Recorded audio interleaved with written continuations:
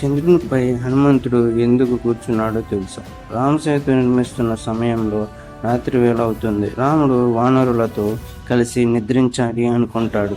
ఇంతలో హనుమంతుడు, నా ప్రభువు నేలపై ఎలా నిద్రిస్తారు అని ఒక చిన్న ఇంటిని కట్టడం ప్రారంభిస్తాడు. కానీ అక్కడికి లక్ష్మణుడు వచ్చి, హనుమ, నా అన్నకు సేవ చేయడం నా కర్తవ్యం, నా పని నువ్వు చేయడం సరికాదు అన్నాడు.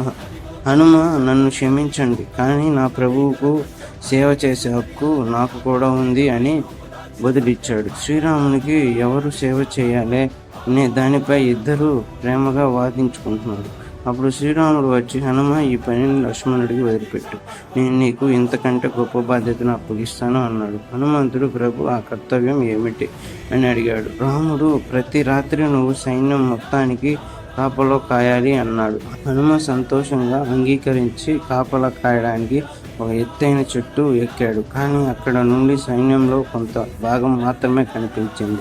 అప్పుడు హనుమ ప్రకాశవంతమైన చంద్రుని వైపు చూసి, అక్కడ నుండి నేను అందరినీ స్పష్టంగా చూడగలను అని హనుమంతుడు ఆకాశంలో ఎగురుకుంటూ వెళ్ళి చంద్రునిపై కూర్చొని రాత్రంతా శ్రీరాముడికి, లక్ష్మణుడికి మరియు మొత్తం సైన్యానికి కాపలాగా ఉన్నాడు. మీకు ఈ వీడియో నచ్చినట్లయితే మనోహర్ టీవీ తెలుగు ఛానల్ని సబ్స్క్రైబ్ చేసి ఈ వీడియోని ఒక లైక్ చేయండి.